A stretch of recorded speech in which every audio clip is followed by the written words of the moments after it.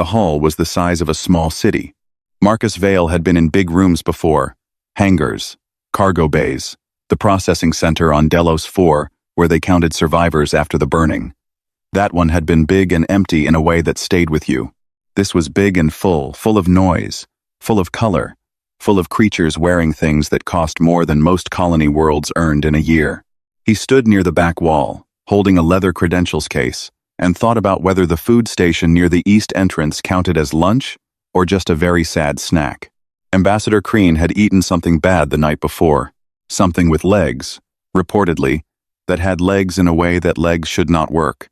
And now Crean was horizontal in the medical suite, and Marcus, his attaché, his document carrier, the man who booked his travel and confirmed his appointments, was standing in the grand court of the Shanthari Dominion, holding a leather case and wearing a dress uniform that did not quite fit in the shoulders.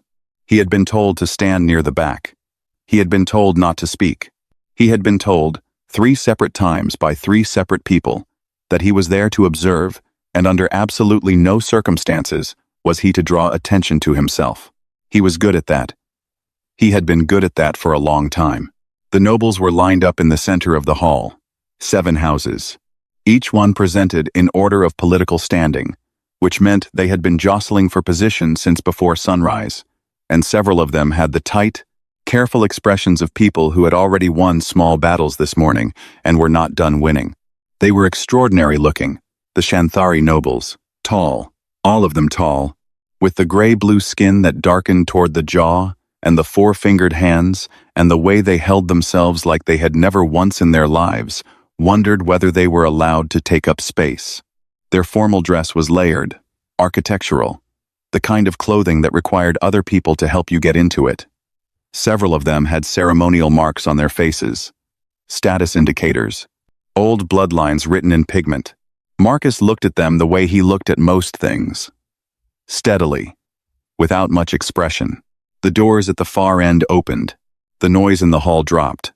Not gradually, all at once, like something cut it. Queen Vaelthris Kor walked in, and the room did the thing that rooms did when she entered it. Reorganized itself around her, without anyone deciding to do that. She was not the tallest person present.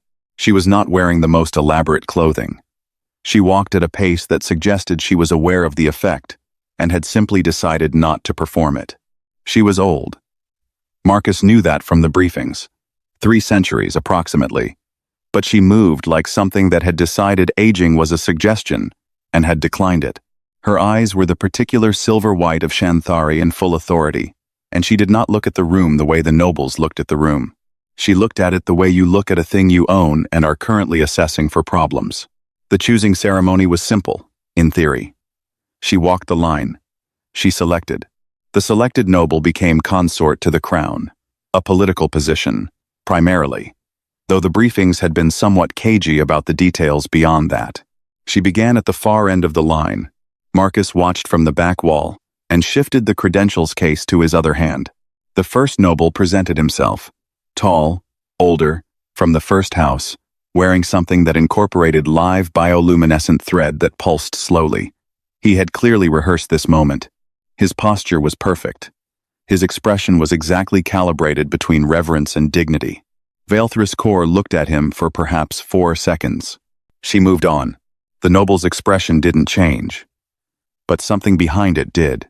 She went down the line like that. Each one presented. Each one looked at. Each one passed. Some of them she paused at longer 5-6 seconds, but she moved on from all of them. And the hall was so quiet by the halfway point that Marcus could hear the soft sound of her footsteps on the stone floor.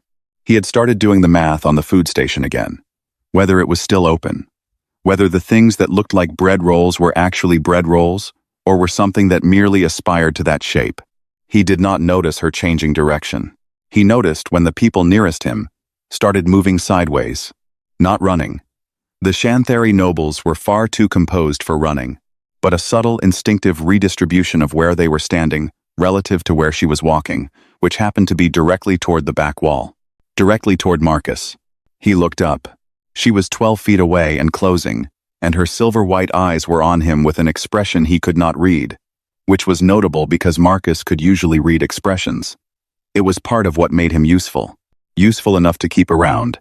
Useful enough to send into rooms. Useful enough that when the actual diplomat went down sick, someone decided he would do. He did not step back. There was a wall behind him. She stopped in front of him. Up close she was. He filed the observation away neutrally. Someone you would look at twice. Not because of the formal clothing or the authority, or the 3 centuries of ruling a galactic dominion, because of something in the way she occupied her own face. Like she had never needed it to be anything other than what it was. She looked at him for a long time. Longer than she had looked at any of the nobles. He looked back. He wasn't performing calm. He wasn't managing his expression, or controlling his breathing, or doing any of the things you did when you were trying to appear unaffected. He was just standing there, the way he had stood in a lot of rooms, because there was nothing else to do, and he had learned a long time ago that panic was expensive, and he had already spent everything he had on it once. She raised one hand and pointed at him. The sound that went through the hall was not a gasp. It was more like the sound a room full of people makes when they all process the same impossible information at the same time, and their bodies respond before their manners can stop them. A ripple. 7 kinds of aristocratic horror moving outward from the center. The human diplomatic contingent, 3 rows to the left, went the color of old paper. Marcus looked at the finger. He looked at the queen. He turned his head slightly to confirm, visually, that there was nothing behind him that might be the actual target of this gesture. There wasn't. Just the wall. He looked back at her. Right then, he said. She studied him for one more moment. Something moved in her expression, not surprise, not satisfaction. Something quieter than both. Then she turned and walked back toward the throne, and the ceremony was apparently concluded, and the hall erupted into the specific controlled chaos of a room full of powerful people who need to immediately begin managing the implications of what just happened. Nobody talked to Marcus. They looked at him. The nobles, with expressions ranging from outrage to bafflement, to the cold calculation of people who were already 3 moves ahead. The diplomatic contingent, with the expressions of people watching a natural disaster and trying to determine if they were in the blast radius. Marcus stood by the back wall and held his credentials case. He was not afraid. That was the problem. That was the whole problem. The protocol master's name was Shen Vora, and he had been running royal ceremonies for 60 years, and he had never, in 60 years, used the word unprecedented as many times in a single morning as he used it standing in front of Marcus Vial. The consort's chambers are unprecedented in their current. The situation requires, you must understand, that this has never— Where do I sleep? Marcus said. Shenvora blinked. He was a slight man, Shanthari, older, with the kind of face that had been professionally neutral for so long it had forgotten how to be anything else. He blinked again. The East Wing. 2nd corridor. The rooms have been— Great. Marcus picked up the credentials case, which he was still carrying because nobody had told him to put it down. Lead the way. The rooms were enormous. Everything here was enormous. Marcus walked through them the way he walked through most spaces, checking exits first, then sightlines, then the practical things, where the water was, whether the windows opened. The rooms had high ceilings and furniture scaled for Shanthari proportions, which meant the bed was the size of a small ship deck, and the desk was at a height that would require him to either stand or find a different chair. He found a different chair. Shenvora stood in the doorway and delivered, in a slightly shell-shocked monotone, the foundational rules of consort conduct. Marcus listened. He had a good memory. He noted which rules were structural, the ones that mattered politically, and which were decorative, the ones that existed to perform hierarchy. He had spent enough time around diplomatic protocol to know the difference. He broke 3 of the decorative ones before dinner. Not deliberately. He just didn't see the point of them. By the 3rd day, Shenvora had developed a small, persistent expression of pained resignation that Marcus suspected was going to be permanent. The briefings from the human diplomatic contingent arrived by secure channel, daily, increasingly frantic. The first one was 7 pages long and contained the phrases, diplomatic incident, historic precedent, and we strongly urge multiple times. Marcus read it. Sent back 2 words. Noted, Vial. The second briefing was 11 pages. It included a formal request that he conduct himself in ways that would, and he was quoting now, minimize the perception of human inadequacy in a ceremonial role of this magnitude. He read that one twice. Noted, Vielle.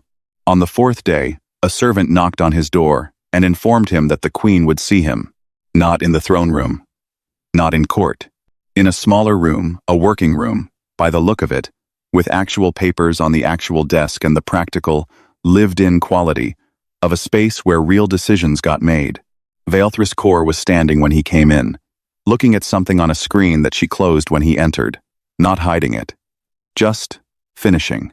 She gestured at a chair. He sat.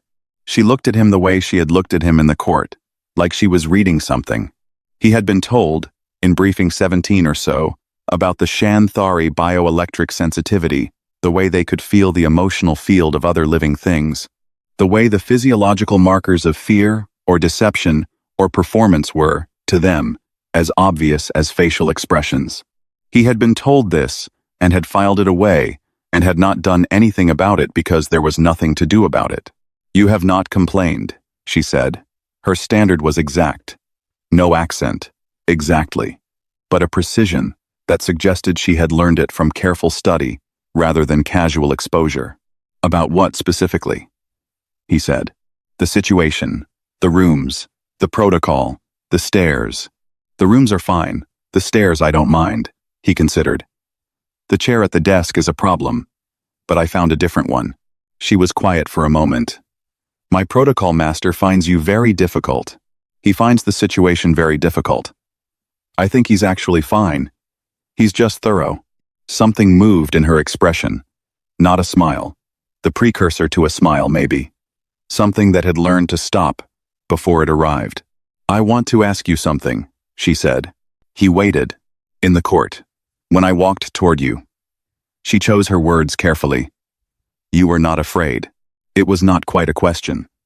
He answered it anyway. "I've been afraid before. Real afraid." He looked at the desk, not at her. "It takes up a lot of room." The court wasn't that. She was very still. "What does real afraid look like?" He picked up the small cup of something hot that had been placed at his elbow, tea, approximately, smelling of something green and sharp, and he drank from it and did not answer. She let the silence sit. He noticed that she didn't push into it, didn't try to fill it. 3 centuries old. She probably knew what silence was for. "The nobles are angry," she said, shifting. "I know. Lord Sethevris Kaur has begun speaking to other houses. Formally. I know that too." He set down the cup. "What do you want me to do about it?" She looked at him. "What do you think should be done?" "Nothing yet. He's building a legal argument, not a threat. Legal arguments take time. While he's building it, he's not doing anything else." A pause. "Unless he's doing both at once. That would be more worrying." She was quiet again. A different kind of quiet this time, the kind that meant she was recalibrating. "You think about this differently than my advisors do," she said. "Your advisors are probably very good at Dominion politics. I'm not. I'm looking at it like a logistics problem." He turned the cup in his hands. "I used to manage supply chains for colony infrastructure. Something's always going wrong somewhere. You learn to figure out which problems are on fire and which ones just look like they are." "And Sethevris?" "Not on fire yet." She studied him. "You are not what I expected," she said. And then, before he could respond to that, she stood. The audience was over, apparently, and moved toward the door. He stood too. "Tomorrow," she said at the doorway. "Same time. There are things about the Dominion you need to understand, and I prefer to explain them myself." He nodded. She left. He stood in the working room for a moment, alone, finishing the tea. Through the tall window, the Dominion capital spread out below him, enormous and alien, and lit by a sun that was a slightly different color than the one he had grown up under. Different color. Different world.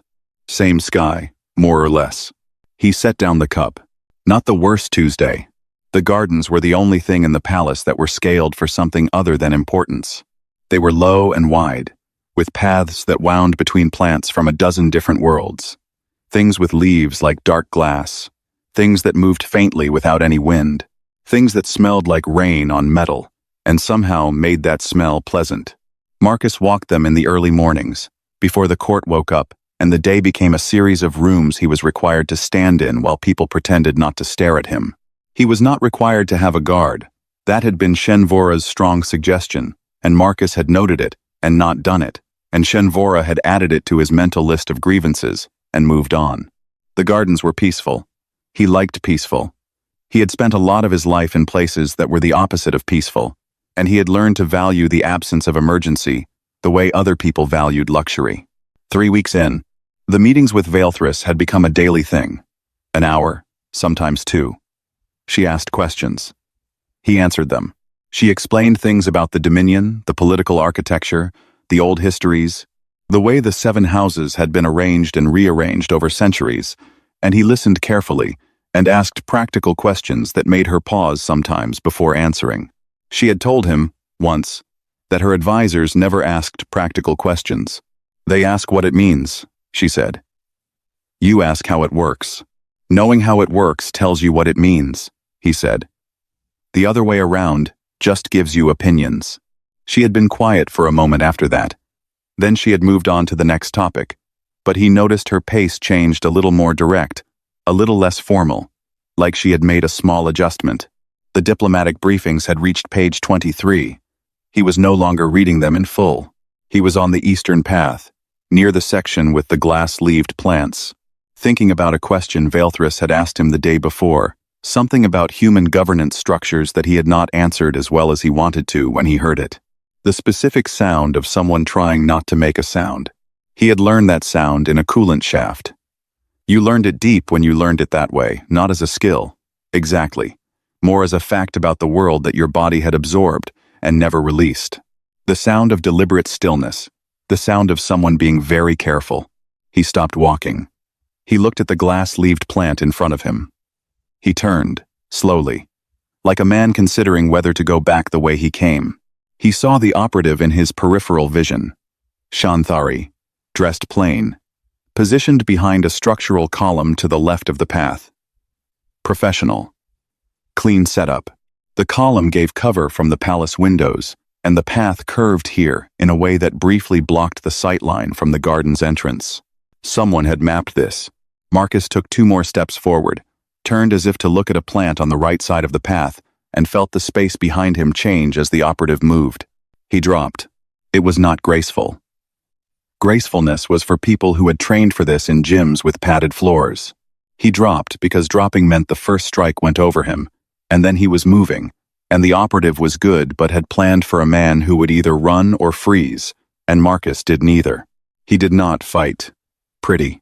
He had been told this, once, by a security trainer on Delos 4 who had watched him in a drill and shaken his head. You fight like a man trying to survive, not like a man trying to win. Marcus had thought about that and concluded there was no real difference, and that this was probably the trainer's problem. It was brief. It was ugly. The operative was better trained, and Marcus was operating on nothing but the specific ferocity of someone who had decided, a long time ago, that if he was going to die, it was not going to be because he gave up. When it was over, Marcus was sitting on the garden path with a split lip and a bruised rib cage, and the operative was on the ground, conscious, restrained with his own belt, and a length of decorative garden wire that had turned out to be more useful than decorative. He sat there for a moment. He was breathing hard. He let himself breathe hard because there was no one watching and his ribs hurt, and he had earned the right to breathe hard for 30 seconds. Then he leaned forward and had a conversation with the operative. Not an aggressive one. He was not angry. He was practical. He asked 3 questions, and the operative, who was scared in the way that people get scared when they realize the thing they underestimated, has very calm eyes, answered 2 of them. 2 was enough. He heard the guards coming before he saw them running footsteps. More than 2 people. The controlled urgency of someone's security detail responding to something they had seen on a monitor somewhere. They came around the corner of the path and stopped when they saw him sitting there, the operative on the ground, the whole arrangement very still, in the morning light. Then she came around the corner behind them. She had not sent them first. She had come herself. He noted this, in the same way he noted everything without expression, but permanently. She looked at the operative. She looked at Marcus. Her face was the careful face, the controlled face, but her eyes were reading him the way they always read him, and he watched them move across his face and hands and posture, doing the thing they did. "Are you hurt?" she said. "Split lip.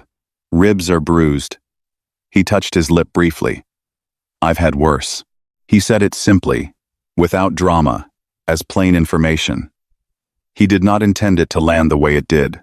He saw it land in her face, that two-word weight of, "I've had worse," and everything that sat behind it, and he saw her file it the way she filed things, into wherever she kept the things she was not going to ask about yet. "Are you not afraid of dying?" she said. The guards were securing the operative.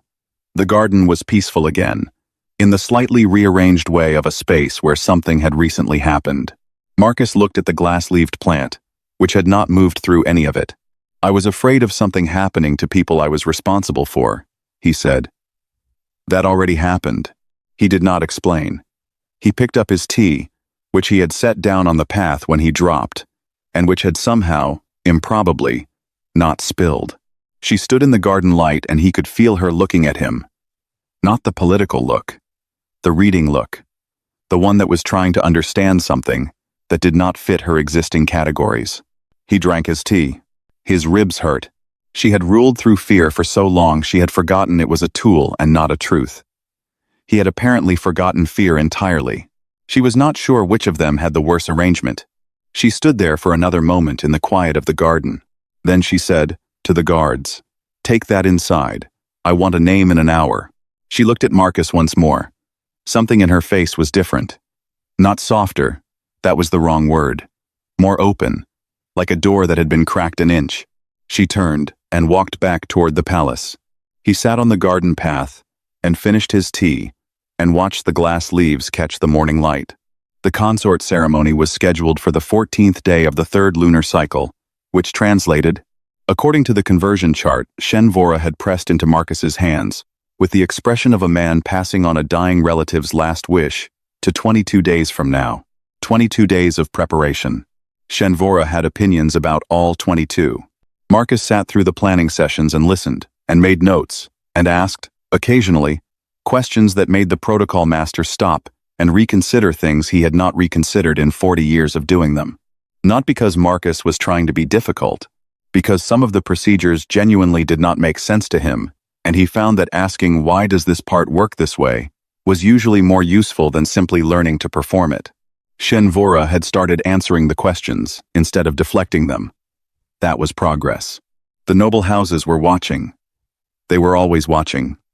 This was a court.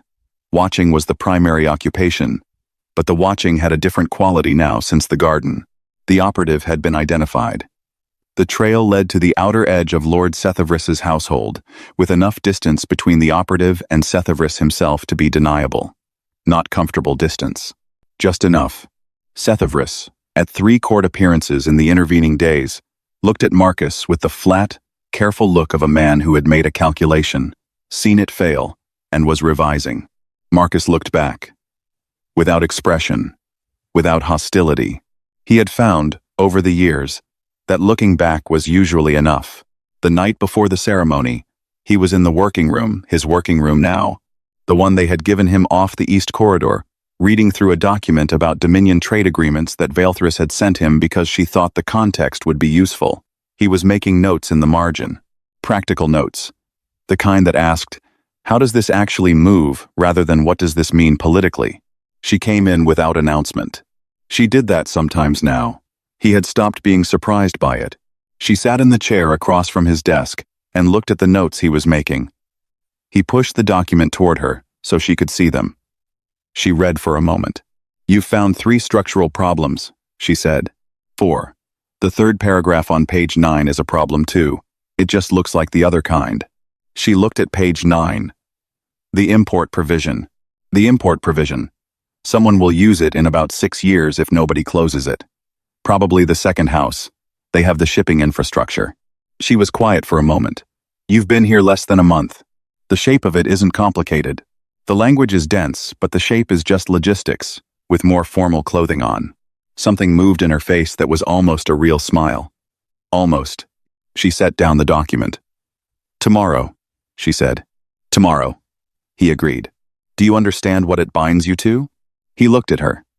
She was asking formally, but she was also asking as a question, not as a procedure to complete, but as a real thing she wanted to know.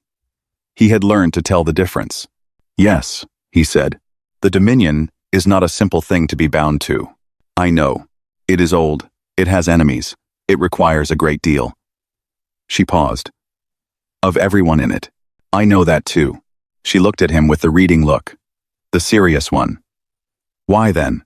He stood up. He went to the window he kept ending up. At windows. It was a habit he had never examined, and looked out at the city that never quite went dark.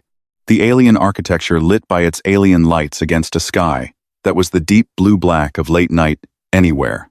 Why me? She had asked him, weeks ago in this same room. He turned it around now. Why you? Why this? He thought about the colony, about the people he had known there, the ordinary people, the ones who had names and habits and favorite foods and opinions about small things. He thought about 11 hours, about what you decided, afterward, about how to be in the world. I stopped investing in things for a while, he said. After something. For a long time. Didn't see the point. He was quiet for a moment. Then you pointed at me in a room full of people who all wanted to be pointed at, and none of them got it, and you gave it to the man in the back who was thinking about lunch. He turned from the window. That seemed worth showing up for. She looked at him for a long time. Long enough that he could see her processing it, not just the words, but the field behind them. Whatever she read in people when she looked at them that way. He didn't know what she found. He had never known. All right, she said, quietly. All right, he said. The second one was different. They both heard it. The ceremony hall held 4,000 people, and it was full. Marcus stood where they positioned him. In the formal dark blue of the consort's dress, the humans had contributed nothing to this design. It was all Shanthari, and it fit well in the shoulders, which was an improvement, and he watched the hall fill from the inside. 7 noble houses in their designated sections. Diplomatic representatives from 11 allied systems. The full court. And, on the broadcast channels that Shen Vora had mentioned with the careful tone of someone presenting enormously bad news, gently, approximately 90 million viewers across the Dominion watching live.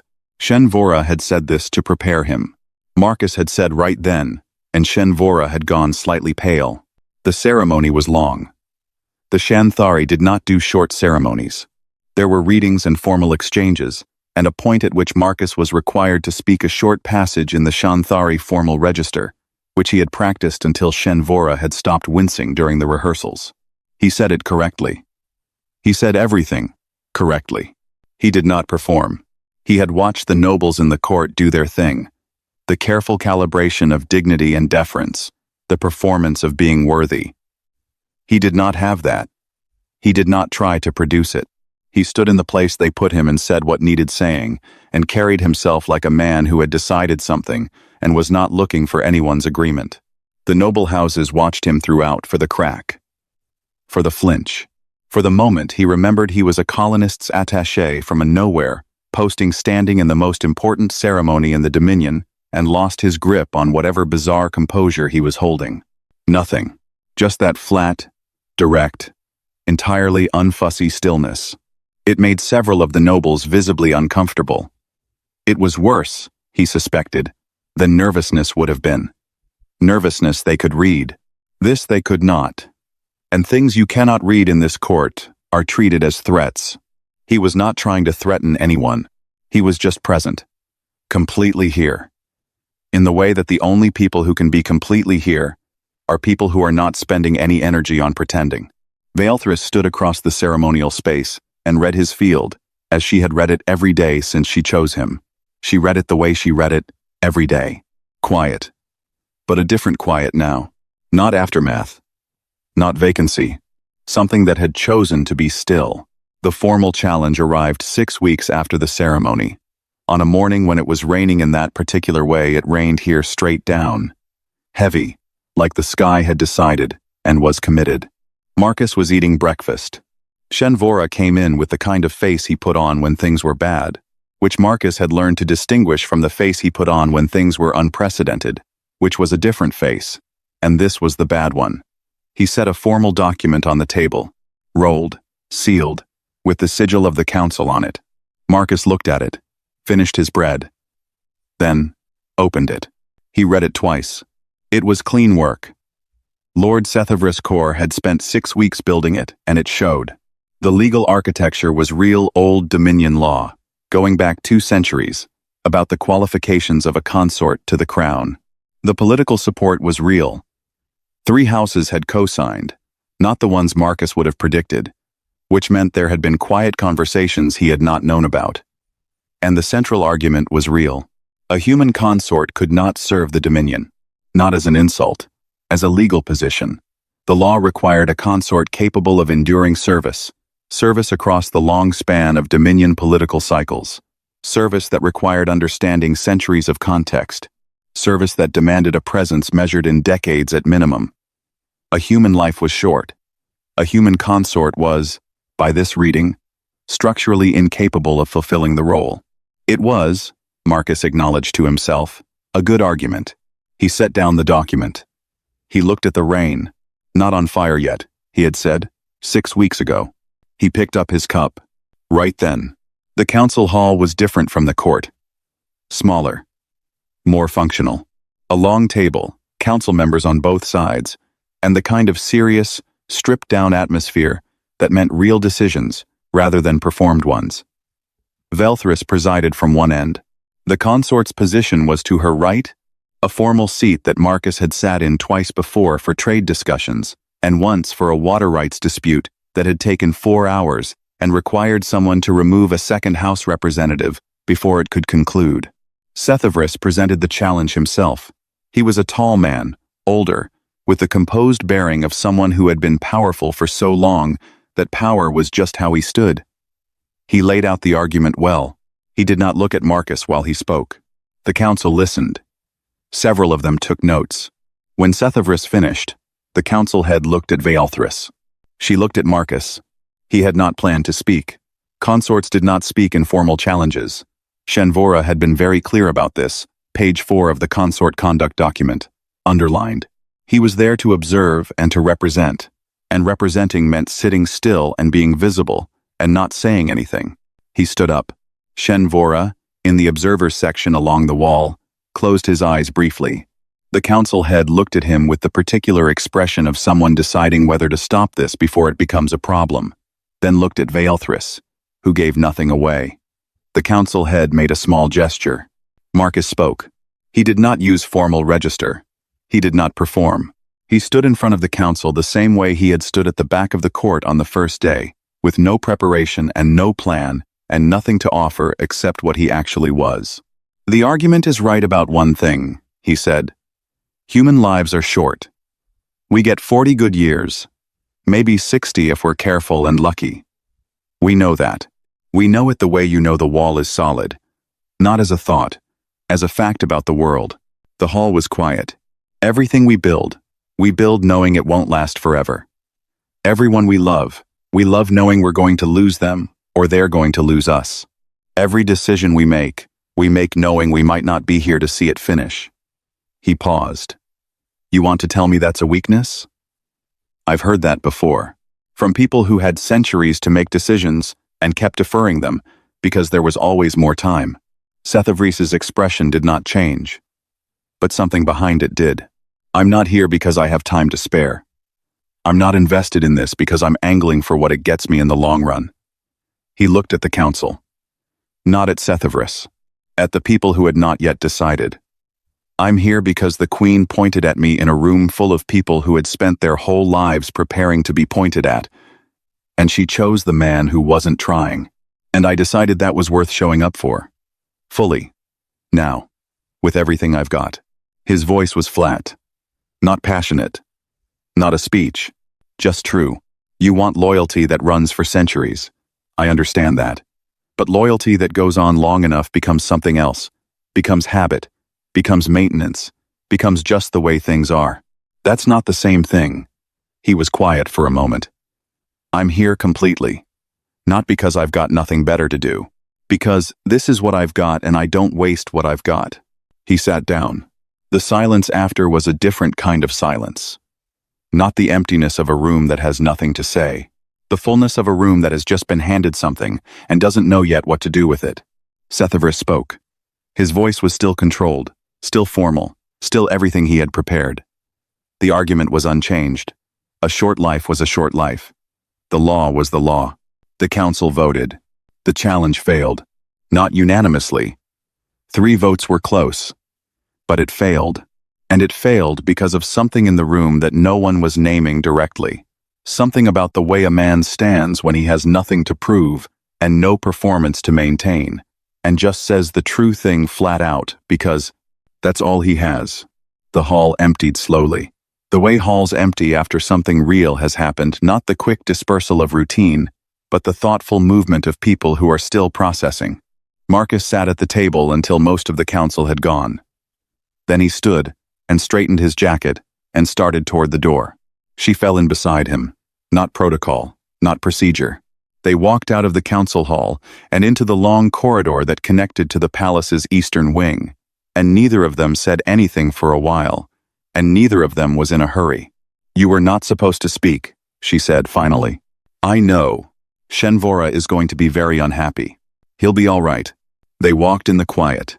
"You said things today that I have not heard in 300 years of this court," she said. Not accusing. Just noting it. The way she noted things. They were just true. Yes. A pause. "That is why I have not heard them." They reached the end of the corridor. The window at the end showed the rain had stopped. The city outside was wet and lit, and going on with itself the way cities did. Indifferent and alive. He stopped at the window. He always ended up at windows. She stopped beside him. Not close, but beside him. He looked out at the city, at the alien architecture, the different colored sky, the world he had landed in by accident because an ambassador ate something with the wrong kind of legs. He thought about the colony sometimes less than he used to, still regularly. The faces of people who were not there anymore. The shape of a life he had not planned on surviving. He had survived it. He was here, completely here. Not the worst Tuesday, he said. She was quiet for a moment. He heard her, beside him, make a very small sound. That was the closest she had come, in all the weeks he had known her, to an actual laugh. "No," she said. "I suppose not."